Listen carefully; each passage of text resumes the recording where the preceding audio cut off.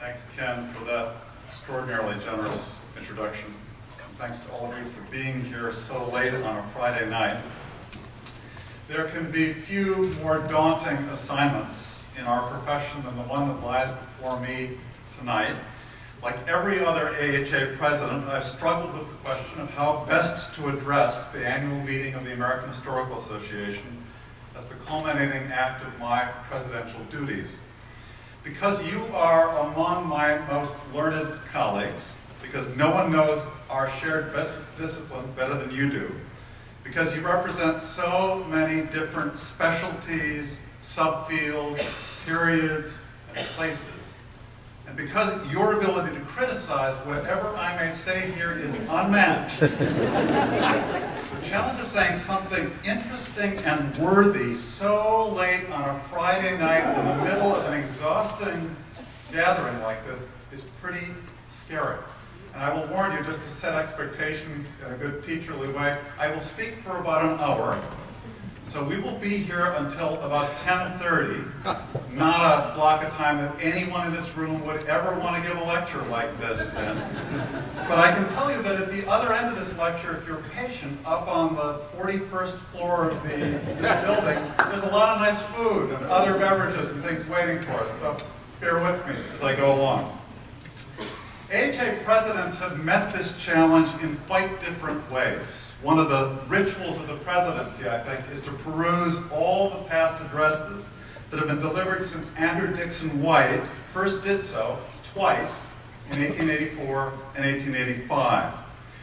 AHA presidents have sometimes sought to offer the broadest of philosophical statements about what history is, how it should be done, and what its role in the life of the present should be.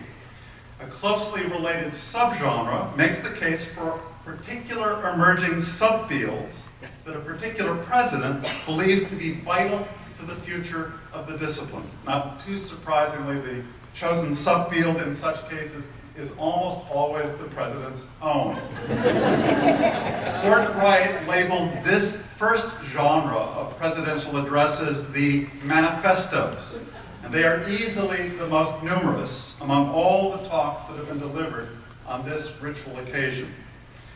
A second major genre that has been present almost from the outset, but that seems to have become increasingly popular in the last 3 decades, is what we might call the monographic addresses, in which presidents read tightly focused essays drawn from their own work.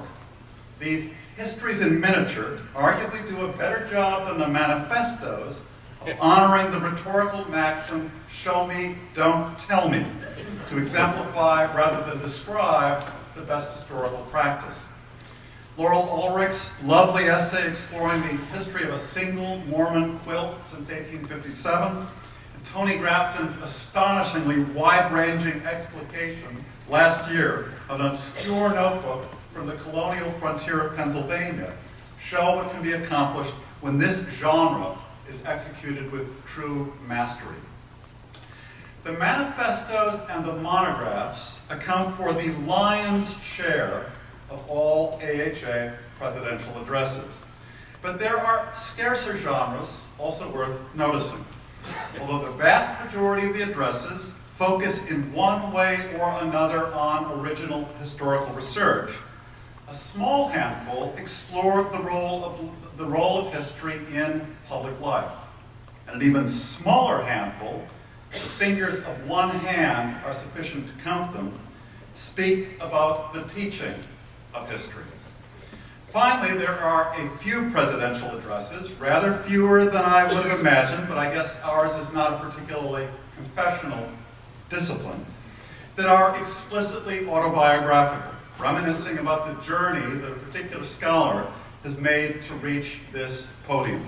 The outstanding example of that last genre is Walter Prescott's Webb's History as High Adventure, which is unique among these talks in its plain-spokenness, its sly humor, and its outsider's devil-may-care attitude toward the entire discipline of history and even toward the AHA itself.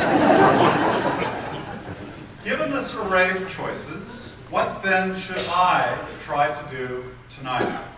I I was elected 2 years ago as the first self-described environmental historian ever to serve as president of the AHA, although as Don Worster has noted for you, there are other scholars that have looked at history in an environmental context, going all the way back to Frederick Jackson Turner, William McNeill, and of course Walter Prescott Webb himself.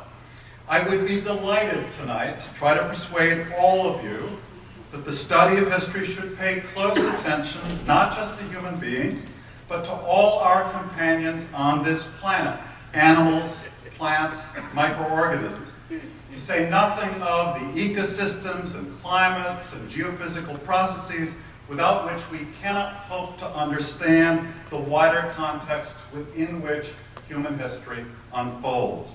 Nothing would please me more than to explicate for you Raymond Williams' profound observation in 1971 that the idea of nature contains, though often unnoticed, an extraordinary amount of human history. I'm sorely tempted, in other words, to deliver a manifesto prophesying about environmental history as the next new thing that will be the salvation of our discipline, or at least to express the pious hope that my colleagues in other fields should include its questions and methods in their own historical toolkits. But I've chosen not to do that for reasons that will lead via a circuitous path toward my actual topic, which will commit me to one of the more hybrid of these presidential manifestos, part manifesto, part state of the field, part autobiography, and most of all, a meditation on teaching and storytelling as essential activities of our discipline. The American Historical Association exists to support and promote all history, not just particular subfields, all places, all periods, all themes, all methods, in all the professional and institutional settings where historians practice their craft. Much as I care about environmental history, I feel even more strongly that the discipline as a whole is facing greater threats and challenges than at any time in the past half-century. There are myriad explanations for that I can only gesture at tonight. Far more than most people seem to recognize, the end of the Cold War brought an end to the political alignments, the funding dynamics, and the national policy agendas that helped motivate the immense investments in higher education, K-12 teaching, and public history that sustained the institutional infrastructure for historical practice in the United States and elsewhere in the decades following the Second World War. It's taken a long time for these Cold War alignments to erode, but now, more than 2 decades after the fall of the Berlin Wall, we can clearly see some of the consequences. Public support and funding for history and other forms of academic inquiry are in decline, especially in the humanities, especially in public institutions. Other national and geopolitical trends add to and amplify these threats. Among these are secular shifts in long-term patterns of economic growth and social mobility, fears about the sustainability of public and private indebtedness that call into question 20th century assumptions about the welfare state, the declining status of education in competing for public resources, widespread concerns about the costs and effectiveness of education, whether at the K-12 or baccalaureate or postgraduate levels, the rise of political movements aggressively seeking to diminish the role of government with partisan gridlock and policy stalemate among their most important consequences, contestations over race, class, gender, religion, social justice, and state power that have made majoritarian policymaking increasingly difficult in the United States, and even environmental fears about energy costs, resource scarcities, and climate change. The list goes on and on. Make no mistake. Very few of the infrastructures supporting the work of historians during the second half of the 20th century have been unaffected by these trends. And we desperately need the intellectual community and institutional resources represented by the AHA if we hope to navigate such shoal waters successfully. This organization has never needed the support of all historians more than it does right now. And then there is the internet. Most of you know that my columns in AHA Perspectives this year were organized around the theme of the public practice of history in and for a digital age. I will not try to repeat tonight all the ways in which the digital revolution is transforming literally everything about the way historians work. The printed books and articles on which we have long relied to communicate our findings are yet another example of the old media that, like CDs, encyclopedias, newspapers, and other forms, have proven to be extraordinarily vulnerable to the liberation of content from its physical containers that digitization has made possible. Some argue that colleges and universities themselves are old media containers of much the same sort, with scholarly knowledge impatiently awaiting its liberation from the ivory-walled towers that have so long guarded it. One of my deepest fears in this brave new digital world has to do with reading itself. As I wrote in my October and November columns, it seems to me that the book-length monograph on which our discipline has long relied is very much at risk as texts migrate from paper to screens.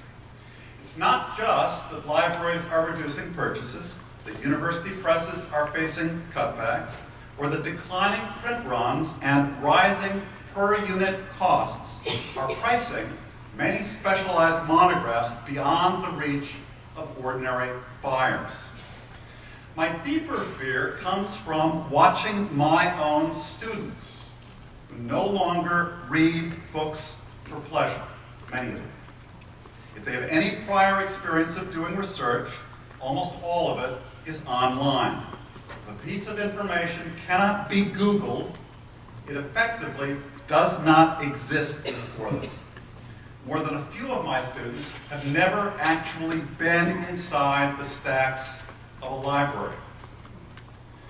In a manically multitasking world where even email takes too long to read, where texts and tweets and Facebook postings have become dominant modes of communication, reading itself is more at risk than many of us realize. Or, to be more precise, long-form reading is at risk. Reading itself is not at risk. The ability to concentrate and sustain one's attention on arguments and narratives for many hours and many thousands of words. I've come to think of this as the Anna Karenina problem. Will students, 20 years from now, be able to read novels like Tolstoy's that are among the greatest works of world literature, but that require dozens of hours to be meaningfully experienced? And if a novel as potent as Anna lies beyond reach, what does that imply for complex historical monographs that are in many ways even more challenging in the demands that they place on readers?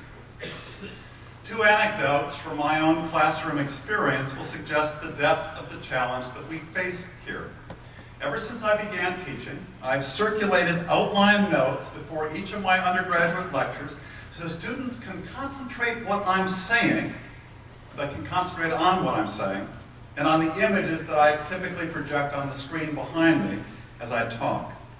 At the top of each of these outlines is a small section called Suggested Readings, listing a few books that might be interesting to read about that day's topic.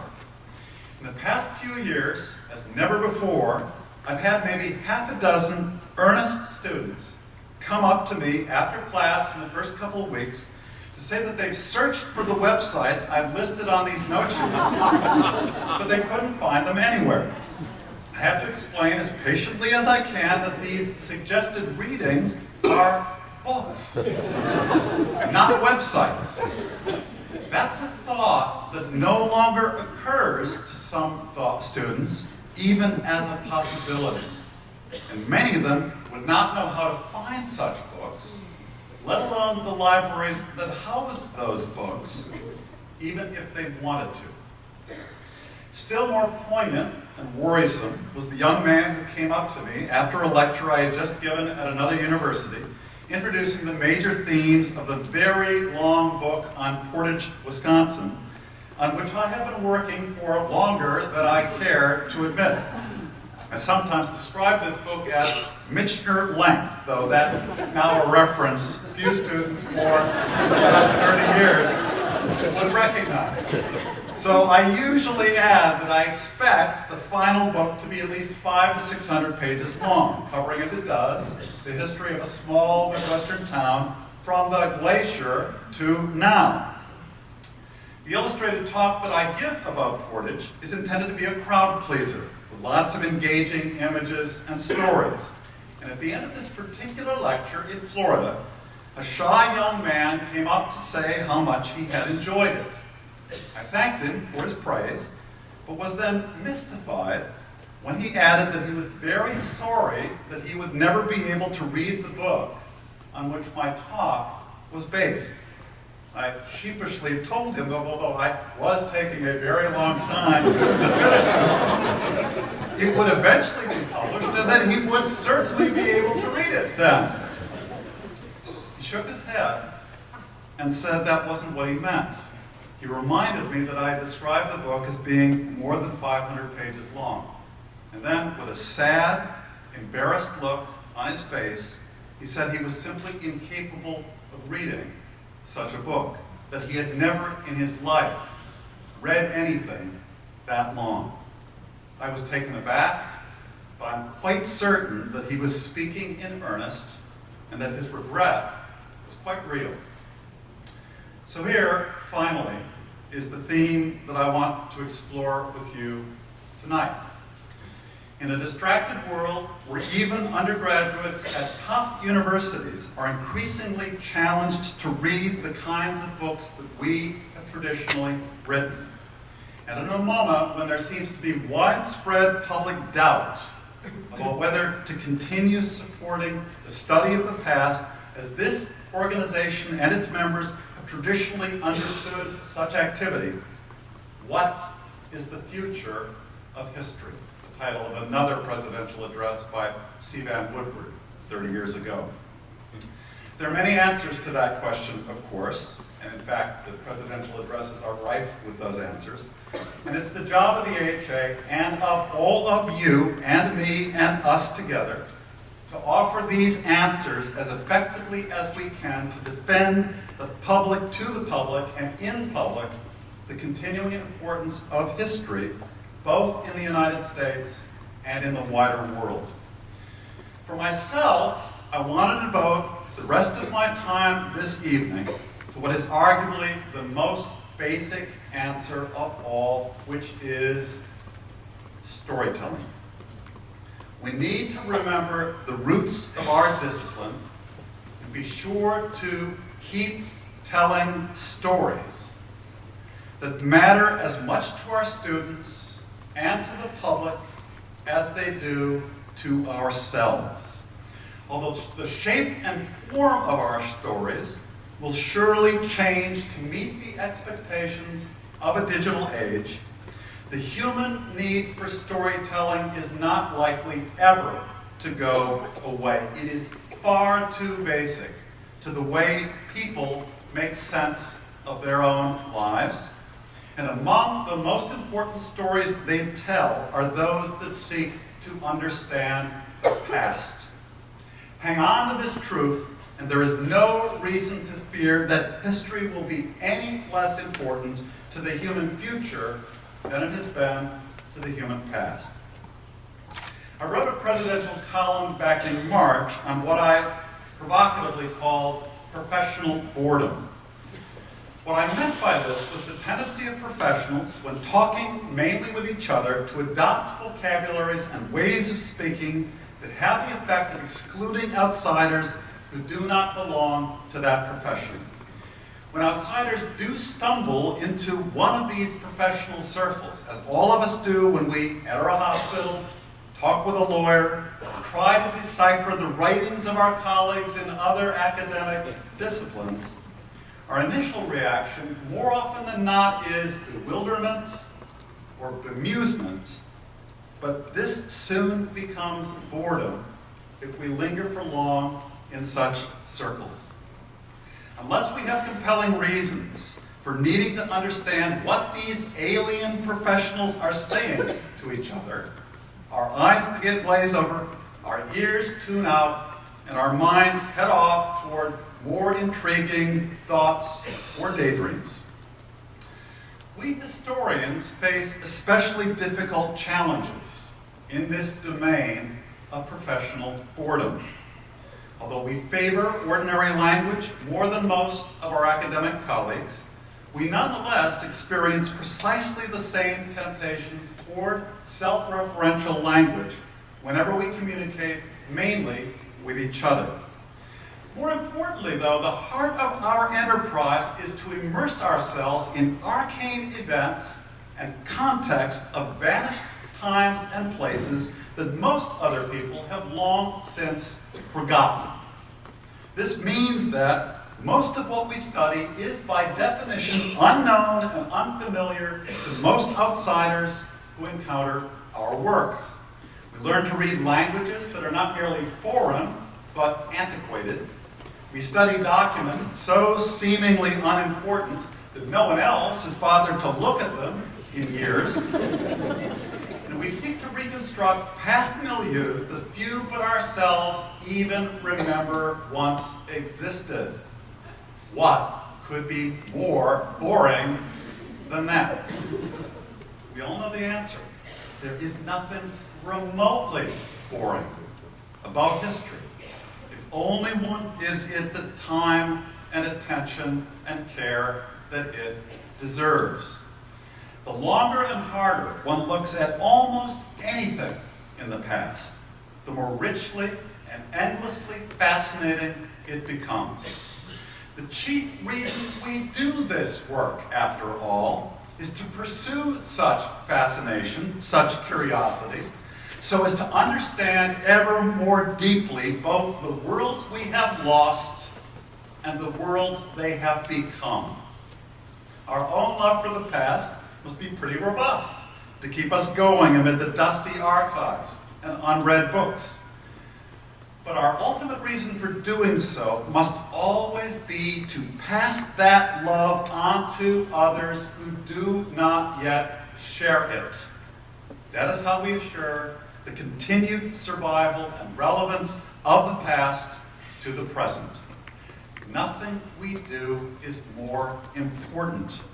Our core business is resurrection. To make the past, the dead past, live again. We forget this most basic task at our peril. There is no deeper betrayal of the historical imagination than to leave the past inertly, boringly forgettable. For historians, the peril of antiquarianism has always been to assume that everyone else in the world loves our subject as much as we do, when very nearly the opposite is the case. It is our job, not theirs, to persuade them of its importance and to teach them its fascinations. Other professionals can afford to be boring. We cannot. No one has made this case more eloquently than Carl Becker in Every Man His Own Historian, delivered way back in 1931 and still arguably the greatest of all AHA presidential addresses. In it, he posited in the gendered language of his own day a character he called Mr. Everyman, an ordinary citizen, distant from the concerns of professional historians, who nonetheless used historical reasoning and information in nearly every moment of his waking life. The job of historians, Becker argued, was to place the past in dialogue with the present, restoring it to living memory so as to render it useful to Mr. Everyman. Toward the end of his talk, he declared quite categorically that popular understandings of the past were ultimately more important than professional understandings, and so much more powerful than professional understandings that they would ultimately triumph over any scholar who ignored them. Let me quote at length from his peroration. Berate him as we will for not reading our books, Mr. Everyman is stronger than we are, and sooner or later we must adapt our knowledge to his necessities. The history that lies inert in unread books does no work in the world. The history that does work in the world, the history that influences the course of history, is living history. The pattern of remembered events, whether true or false, that enlarges and enriches the collective specious present, the specious present of Mr. Everyman. We do not impose our vision, our version of the human story on Mr. Everyman. It is rather, in the end, Mr. Everyman who imposes his version on us. If we remain too long recalcitrant, Mr. Everyman will ignore us, shelving our recondite works behind glass doors rarely opened. Our proper function is not to repeat the past, but to make use of it, to correct and rationalize for common use Mr. Everyman's mythological adaptation of what actually happened. We can argue with each other later about whether Becker struck the right balance between what we might today call history versus memory. But for now, I will let his argument stand in support of my own assertion that keeping the past alive for the wider public is the essential mission of our discipline on which all our other activities ultimately depend. How do we make the past come alive? By telling stories about it. Unfortunately, the craft of storytelling too often gets short shrift in the professional training of historians. We're often so busy introducing students to the challenges of framing research questions, locating documents, performing analyses, positioning our interpretations in larger historiographies, and constructing persuasive arguments. But we forget to ask how all these pieces might fit together to form a good story. Even that phrase, a good story, feels a little unprofessional, don't you think? It seems to imply that the aesthetics of storytelling might so take over our work as to trump critical rigor or scholarly analysis. Worse still, many of us fear that the desire to tell a good story might tempt us past the limits of our evidence to assert as certainties claims about the past that our discipline tells us we can never know for sure if we can know them at all. In graduate seminars, we witness the withering criticism to which scholars are subjected when they build arguments with insufficient documentary support. And so we adopt a whole series of defensive, rhetorical behaviors designed to protect ourselves from such attack. Usually these involve piling up documents, caveats, and buttressing claims to such an extent that any sense of narrative momentum is buried beneath the defensive fortifications. In such seminars, we also learn to practice history mainly for the audience of our professional peers, for whom cutting-edge scholarship, innovative techniques, and the latest academic fashions all combine to push our work into intellectual territory that, however exciting to us, is likely to feel obscure or even opaque to audiences beyond the academy. Here in New Orleans, we have been lucky to have in our midst some of the finest and most creative storytellers currently producing historical narratives for large, popular audiences. My friend Michael Pollan has spent the past quarter century exploring the history of modern American attitudes and behaviors toward food and agriculture. Steeped in the literature of environmental history, he's deployed his literary and journalistic skills to synthesize findings from across a wide array of scientific and scholarly disciplines. To tie them together, he has deployed narrative techniques drawn from the journalistic tradition pioneered most notably by George Plimpton, in which the journalist attempts to enter and master an alien profession, in Plimpton's case, professional sports, and winds up telling a comic tale in which his own bumbling incompetence becomes not just the thread that drives the plot forward, but also the journey toward understanding in which the narrator's education also becomes the reader's education. Pollan has applied this literary device to the histories of gardening, agriculture, architecture, and nutrition.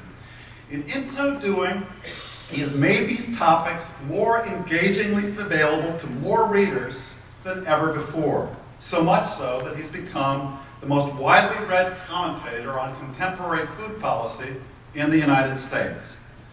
His Omnivore's Dilemma, narratively constructed around a series of meals which he himself prepares by following his food from field to stove to table, manages along the way to introduce readers to the histories of such arcane topics as corn hybridization, food supplements, organic agriculture, and even the Farm Bill, God help us.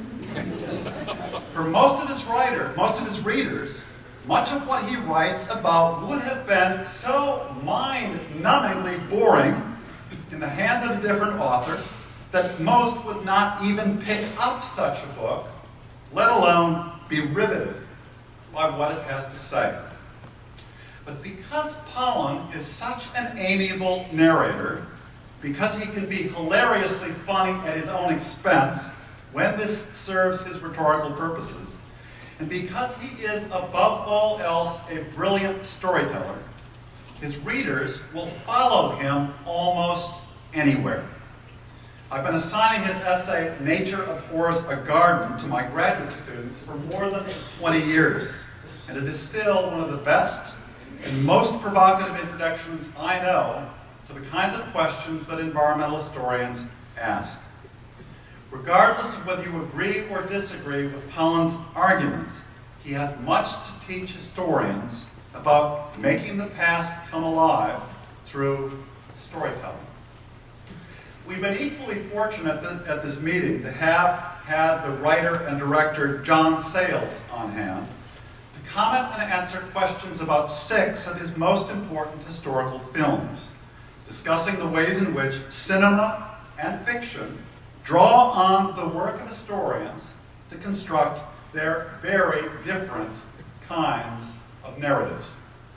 Few filmmakers have sought more consistently than Sayles to depict far-flung episodes in the American and, for that matter, world past in ways that try to do justice to historical complexity while also meeting the needs of cinematic storytelling. I've admired his work for many years, and 2 of his films in particular, Lone Star and The Secret of Rowan Inish, are among the most powerful narratives I know depicting the continuing presence of the past in the lives of characters who are haunted by history even when they are unaware of the effects that history has on them. Michael Pollan and John Sayles are 2 extraordinarily talented examples of the kinds of storytellers who share with professional historians the task of interpreting the past so as to create Carl Becker's living history.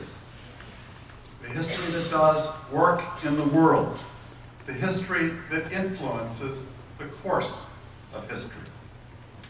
But in celebrating their achievements, as I've just done, I have to hasten to add and recognize that the narrative techniques available to them are not permitted to us as professional historians.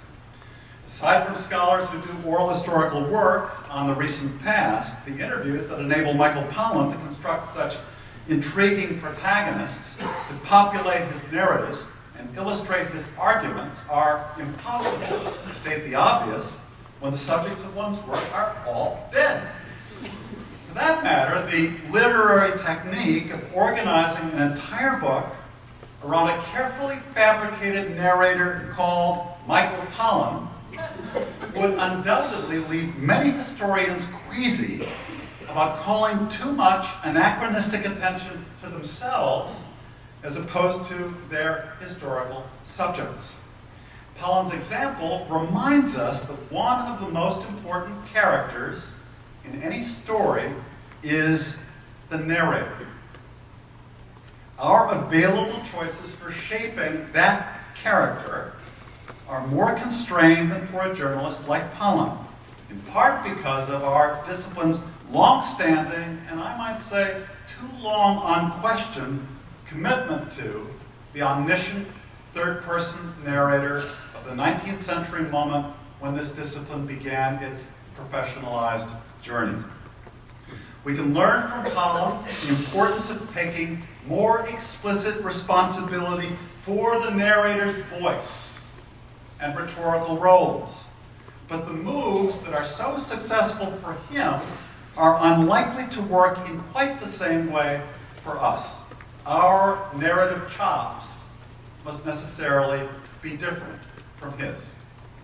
As for John Sayles and all other creators of historical fiction, whether on film or the printed page, they have the power to invent scenes and episodes and characters, to put words in people's mouths and thoughts in their heads, and represent such fabrications as real within the suspended disbelief of their narrative frame.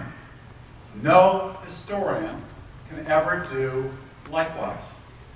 For us, the deepest challenge of our discipline, and I would add the maddening constraint that is also the wellspring of our creativity, is that we are not permitted to argue or narrate beyond the limits of our evidence. We cannot even begin to imagine a story until having spent enormous amounts of time first answering the question that arguably defines our discipline more deeply than any other, a question so seemingly simple that few who are not historians recognize its profundity, which is, what are the documents? That is the discipline-defining question of the profession called history. It is our devotions to documents, our awareness that without them, the past lies forever beyond the reach of our inquiry, that supplies the epistemological foundation on which all our other professional practices are built. That we are so often willing to sacrifice narrative elegance and momentum so as we puzzle over the gaps in our evidence, reflects our commitment to the authority of our sources. When we compare our work with that of a creator of historical fiction like John Sayles, we may be tempted to say that he makes things up and we do not. But that gets nowhere near the heart of the matter. Anyone who's tried their hand at historical fiction, or fiction of any kind for that matter, will know that it too has rules of verisimilitude and tacticity that are far subtler and much easier to violate than most people imagine. Especially when fictions are set in real places and real times and involve real people, and when the authors of those fictions aspire to say something profound and true about the lives that they depict, They are hemmed in by history almost as much as we are, albeit in different ways, because fidelity to the documents is not so high a priority for them as it must be for us, because they have other priorities that are higher in their register of concerns as they construct their narratives. Steven Spielberg did a nice job of describing this difference between historians and creators of historical fiction in a speech he gave at Gettysburg this past November on the 149th anniversary of Lincoln's famous address, just a few days after the opening of the film Lincoln. Here are his words. And it comes right after he thanks the professional historians who were his consultants in that film. History, Spielberg says, forces us to acknowledge the limits of memory. It keeps track of memory's victories. It keeps track of memory's defeats. It tells us that memory is imperfect, that no matter how much of the past we've recovered, much that once was or has been now is lost to us.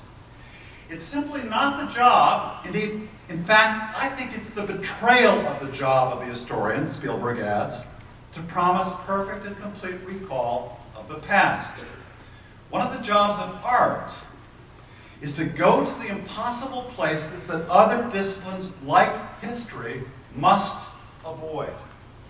Through art, we enlist the imagination to bring what's lost back to us, to bring the dead back to life. This resurrection is, of course, an illusion. It's a fantasy, and it's a dream. But dreams matter somehow to us. Given their different goals and emphases, historians and creators of historical fiction will always argue with each other about whether a proper balance has been struck between historical facticity and fictional dreaming, the dreaming that aspires to bring the dead back to life. The resulting debates are presumably what Carl Becker had in mind when he encouraged his scholarly colleagues to, quote, correct and rationalize for common use Mr. Everyman's mythological adaptation of what actually happened. But we do ourselves and history a disservice if we fail to recognize how the imagined pasts, history and fiction, complement each other. To say that historians hold true to the facts while fiction makers do not obscures the extent to which they both contribute to the shared project of keeping the past alive for members of the public who otherwise might not care at all about it.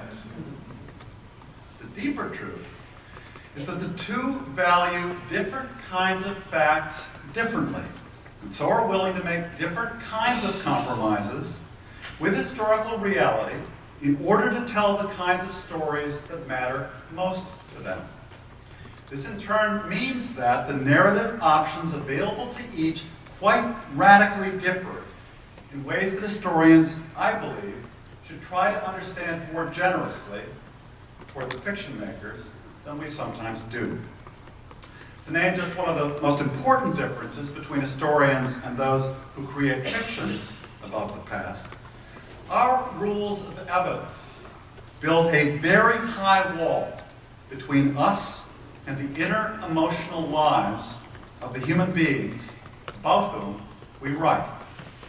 Partly for this reason, the questions we ask are on average biased toward people in groups as opposed to individuals. You all are thinking of dozens of exceptions, but on average, I'd be willing to defend that claim.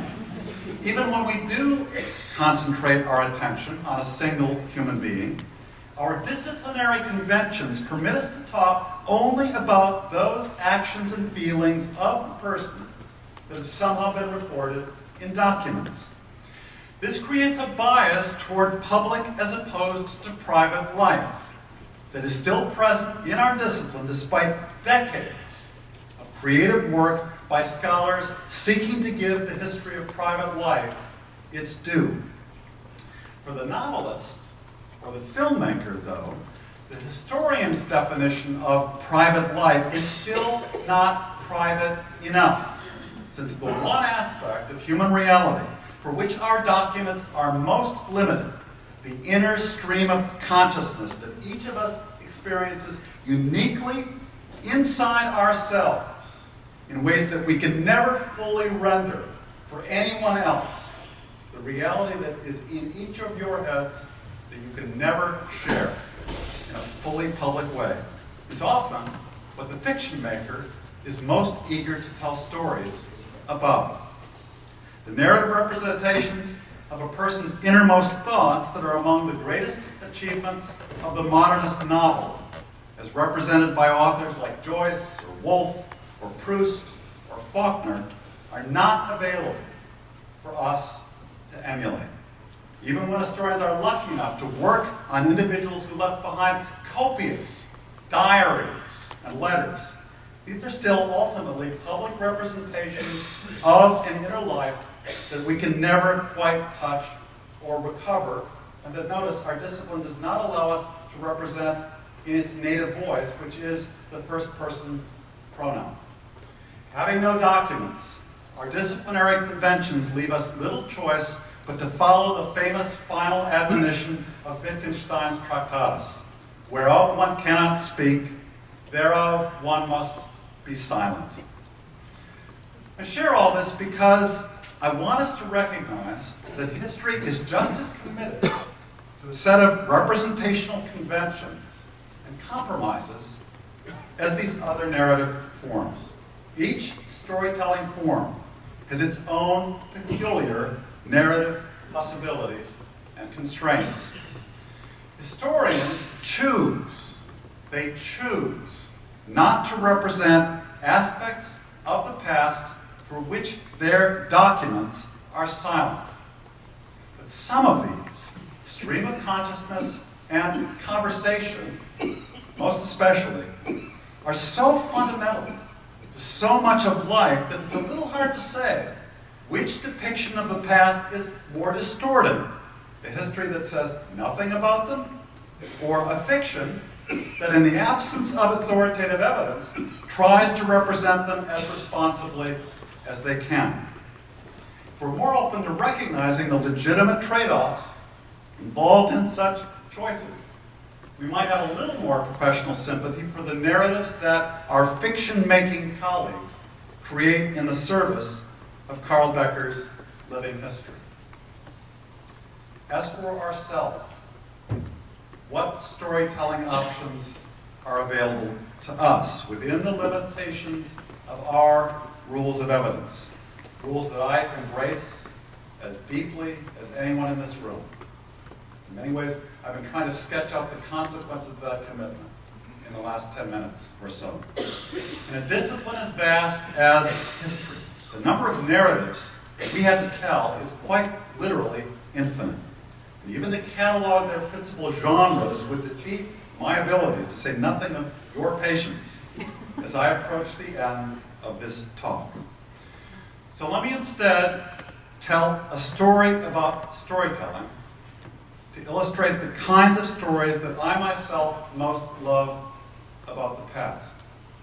I should say, too, that it's a story about a storyteller in the classroom who showed me how to fall in love with history.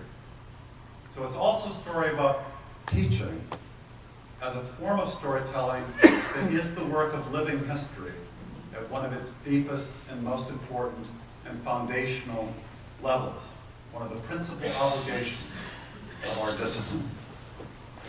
At the start of the second semester of my first year as an undergraduate at the University of Wisconsin-Madison, I was looking for one more course to fill out my list of classes.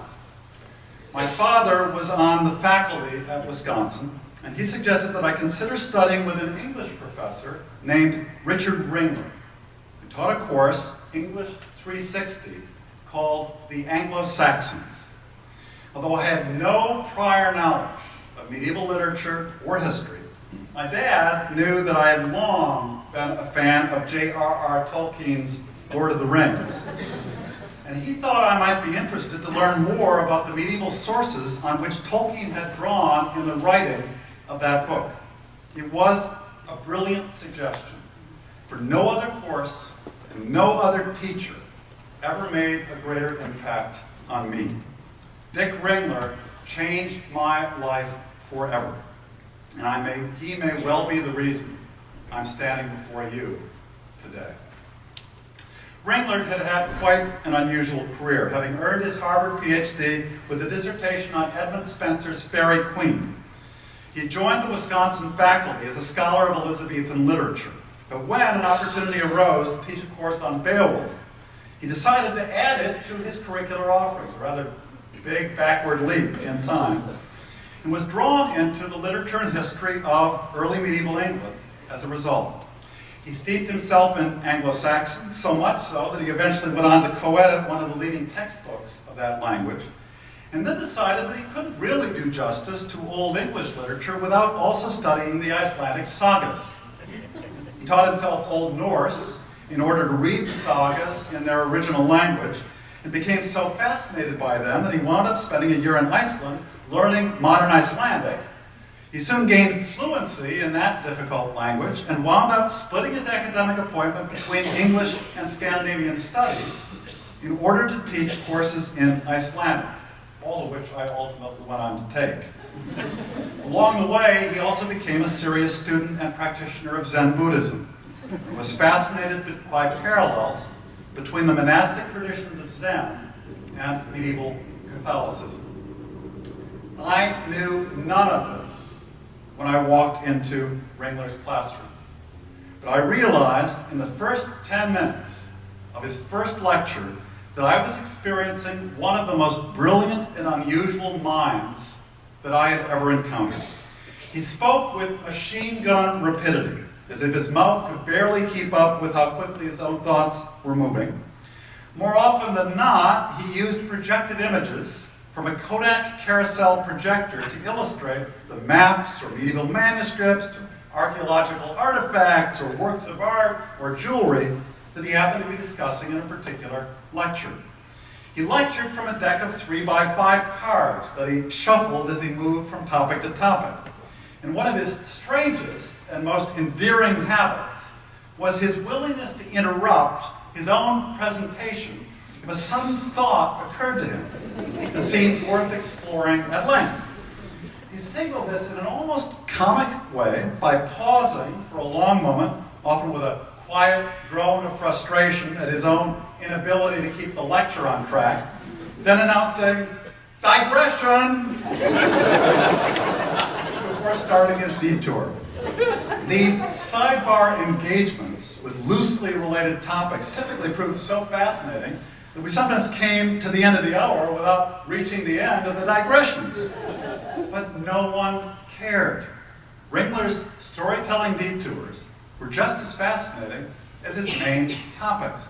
And in fact, it was often difficult to tell which was which. Ringler may have been trained as a literary scholar. Certainly never remember the AHA. None of you ever heard of him, probably. And he's not, by our guild standards, a historian. But he was, in fact, really a cultural historian, one of the best I've ever known. And there seemed to be literally no subject that he wasn't willing to engage in his efforts to help us understand medieval England between the fall of Rome and the Norman invasion. Like Tolkien, he was a philologist, fascinated by the history of the English language and the way words themselves can be treated as historical documents if only one knows how to decode their phonological and etymological pasts. My lifelong love affair with the Oxford English Dictionary dates from that class. To understand the written documents of the Anglo-Saxon period, we had to learn enough of the language to understand the subtlety of their meanings.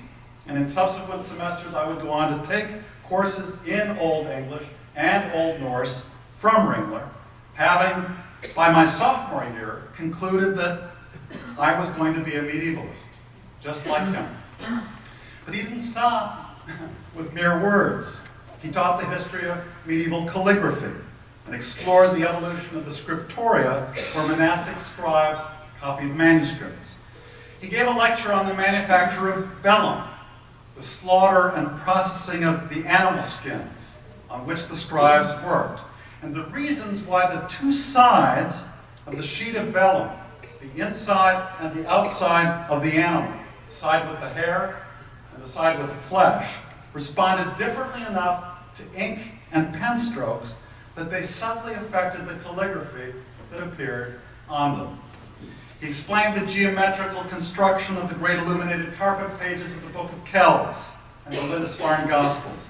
We read the Anglo-Saxon Chronicles and traced changing conceptions of history by comparing them with the work of the Venerable Bede, and then contrasted these in turn with the epic narratives of the Beowulf poet.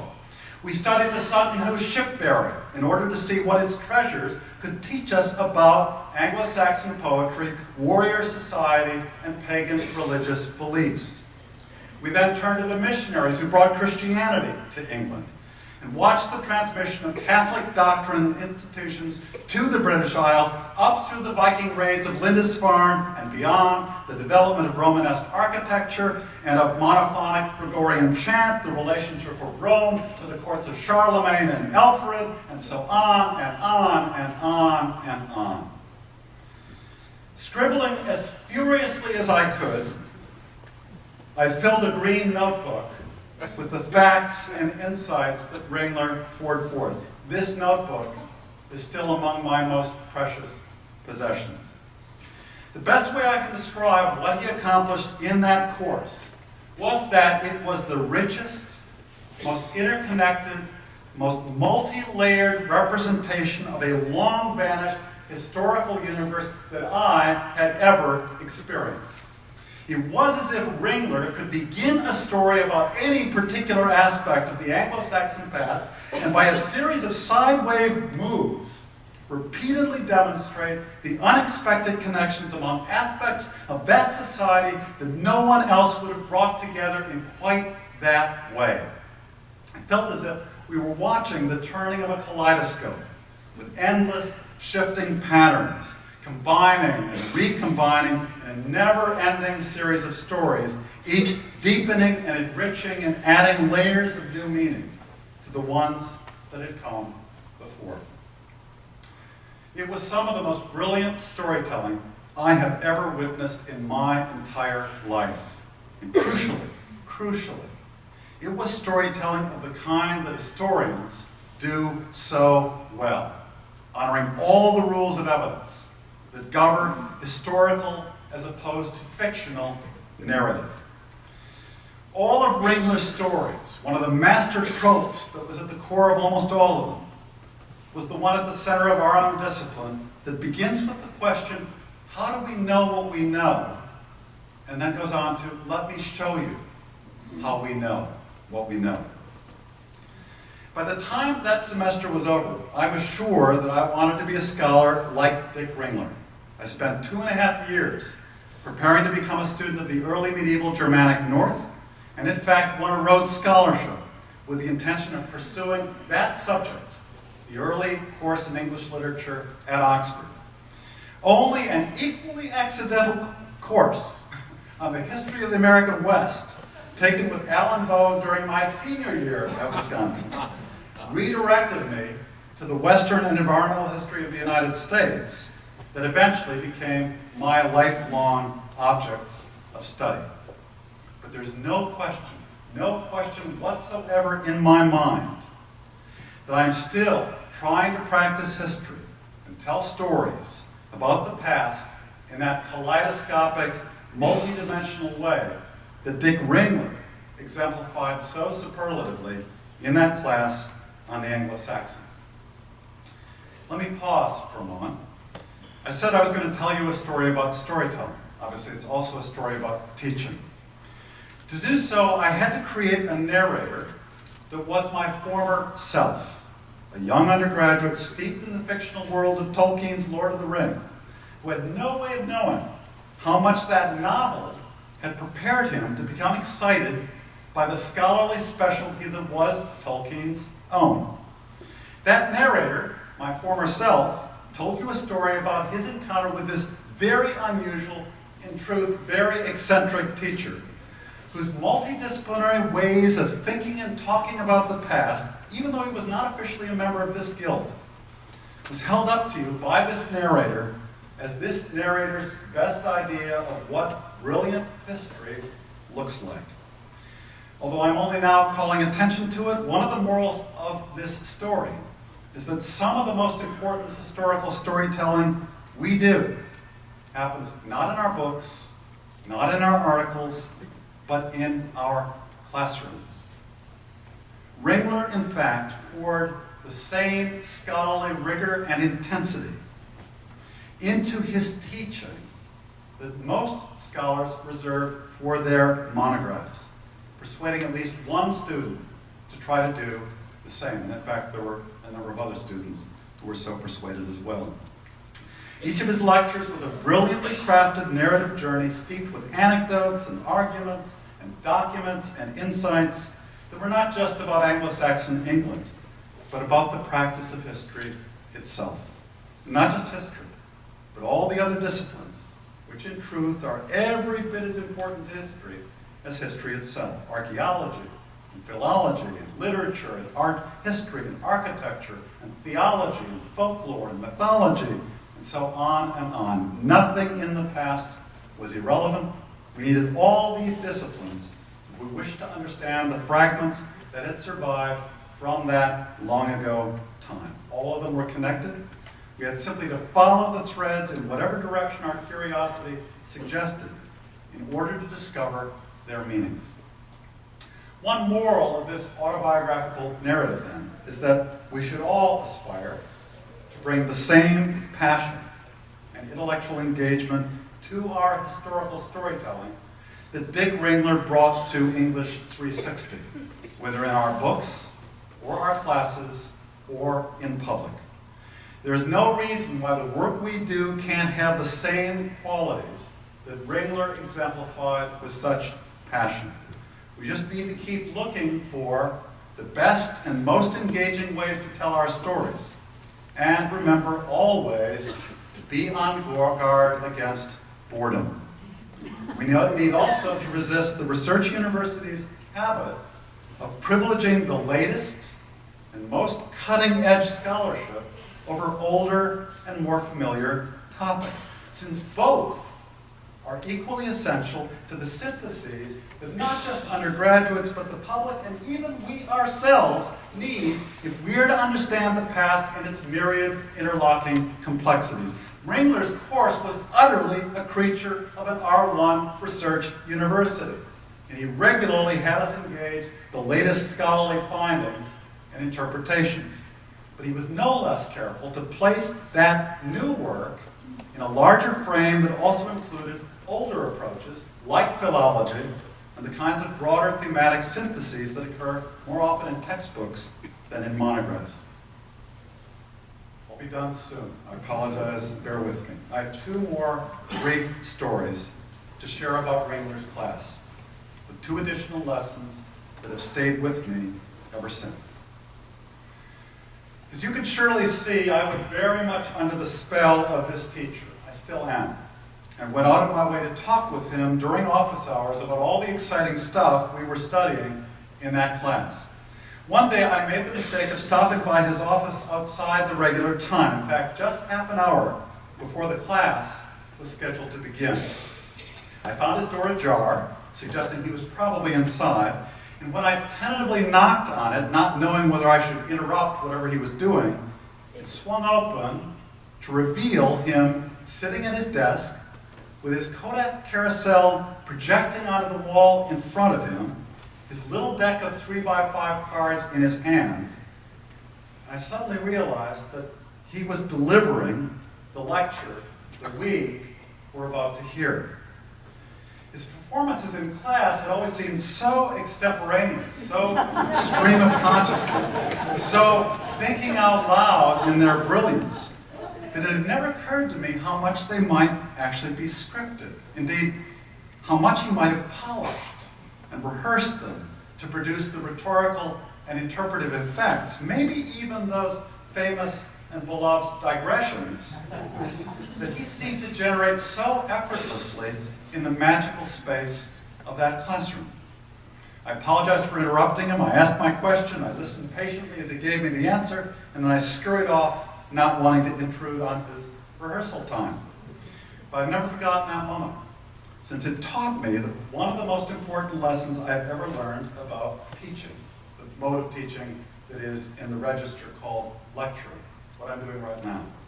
When magic happens in a classroom, it's because someone worked very hard to create it.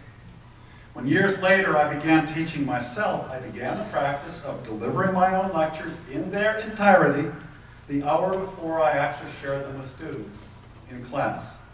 Not only did this pour their contents into my short-term memory, so that I had far less need of notes, but it also helped me much more clearly anticipate the narrative moves and hooks and segues. It kept the lecture flowing and helped me remember the storytelling signposts that would keep my students from getting lost as I guided them through a very complicated story. That same skill has served me equally well as a writer, since the signposts needed by listeners in a classroom, though subtly different in form and execution because a book and a lecture have different narrators, are no less helpful to the readers of books. One last little story about Dick Ringler's office hours that remains for me perhaps the most important life lesson he ever taught me. In the middle of one of his lectures, a minor question occurred to me that seemed quite interesting, though not important enough for me to raise my hand about it during class. I happened to be near his building the next day during his office hours, so I dropped by thinking that this little question of mine was something he could answer in a couple of minutes. Walked in, sat down, asked the question. He paused for a long moment in silence, staring at the wall in front of him. Then he leaned back in his chair for a full 15 seconds and gazed at the ceiling, concentrating with great intensity. Then he finally sat back up, looked at me, and said, "I don't know." This was not at all what I had expected, because I had thought my own question quite trivial. There was another pause, and then he said, "If I were going to try to figure it out, I think this is where I'd start." He pulled an etymological dictionary and several other books from his shelves and began showing me the evidence that we would need to assemble in order to grapple with the puzzle that I had posed. A full 30 minutes later, we had both gained more insights than I would have thought possible when I entered that office. I do not remember what that question was. I don't even remember whether we actually answered that question. What I do remember was that Dick Ringler, whom I regarded as the most brilliant and learned teacher I had ever known, had responded to a casual undergraduate question by saying, "I don't know." He'd then taken that question seriously enough to spend half an hour in my company puzzling through the process of figuring out what its answer might be.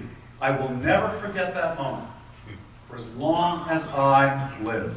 There are so many morals to this little story. No matter how expert you are, don't ever be afraid to admit when you don't know something. No matter how much you know, remember that knowing how to figure something out is far more valuable than just knowing a piece of information. No matter how naive a student's question might be, treat it and the student with the same respect you would give to the erudite questions of your colleagues. Because in fact, that respect is the foundation for all learning, including your own. And finally, no matter what question you think you're hoping to answer, always be prepared to learn a completely different lesson from the one that you were expecting. In that one seamless moment, Dick Ringler showed me what it meant to be a scholar and also what it meant to be a teacher. He showed me a way of being in the world, an example of what an engaged adult life could look like. Nothing he ever taught me about Anglo-Saxon England mattered nearly as much as that way of being. Though, of course, that way of being required Anglo-Saxon England as its expression and as its embodiment. Ringler persuaded me that the undergraduate classroom, arguably far more than the graduate seminar, is where we take the results of our monographic research and place them in a much larger interpretive frame so that we can show our students, and by extension, our non-professional readers and ourselves, the larger meanings of our work. Original research is, of course, indispensable and lies at the cutting edge of disciplinary growth and transformation. But no one else will know this. If we fail to come back from the cutting edge, to integrate what we've learned into the older, more familiar stories that non-historians already think they know and care about. That is where we join our other historical storytellers like journalists, novelists, dramatists, filmmakers, as well as our academic colleagues in all the other disciplines that look at history, which is almost all of them, to ask over and over again what the past means and why ordinary people should care about it. Carl Becker was right. Our ultimate responsibility is to living history, which withers into professional boredom if we only speak with each other and with our graduate students. The digital revolution has created endless opportunities via blogs, websites, YouTube, social media, to connect our professional stories with the concerns of the wider world, making it possible for pithier, more visual, more topical narrative strategies to find audiences as never before. But they will only do so if we remember the lessons of our classrooms, where our specialized work reconnects with those who do not yet share our passion for the past. That is why, very end now, that is why we keep revisiting the most basic and powerful stories, even though their particular content is always changing, along with the moral lessons we draw from them.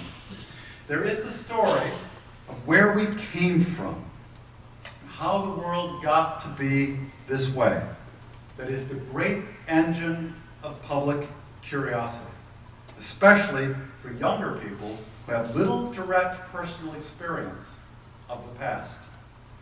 Much as our discipline may fear the teleological dangers of presentism, we cannot live without it, since it points toward the backward path by which we guide students and readers and members of the public toward a past that initially seems completely irrelevant and disconnected from the concerns of the present.